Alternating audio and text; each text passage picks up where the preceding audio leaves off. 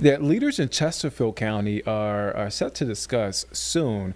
They're set to discuss a wide juvenile curfew ordinance. They're meeting tomorrow, December 3rd.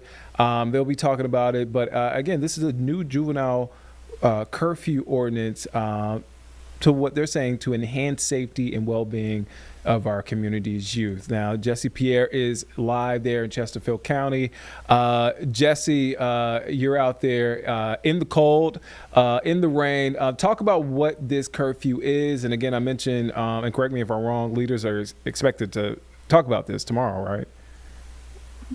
So this is a county-wide effort in Chesterfield County. It would be a juvenile curfew, and I'm here in Pageland, which would also be included in that county-wide effort. And so the curfew would be for anyone under 18 years old, and they would pretty much have to be home by 11 o'clock at night. This would be a 7 days a week initiative, and it would be from 11 p.m. to 6 a.m. the next morning.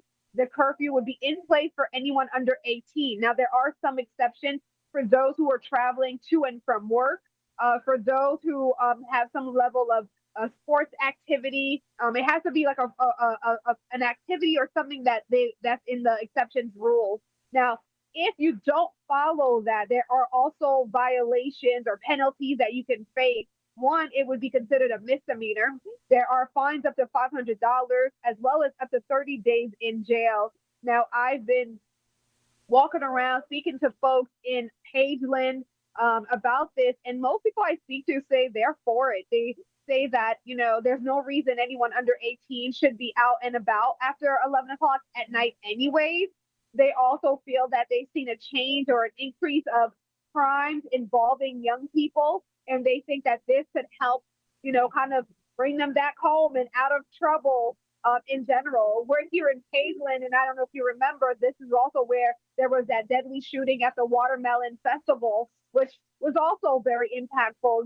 Young folks being involved in violence, a young person dying. And so, these are some of the things that folks want to avoid happening again by having hopefully kids out of trouble, right? Keeping them hopefully on the right track. Now, another thing I did hear from people who live here is they say they want to see more resources for young people.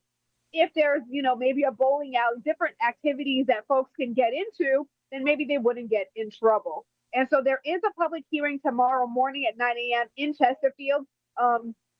They do want to hear from folks about this and hear their opinion, their thoughts, and, if it passes, then, folks under 18 would be under curfew.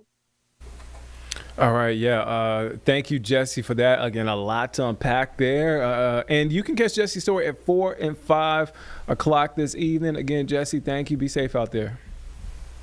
Thank you. Thank you.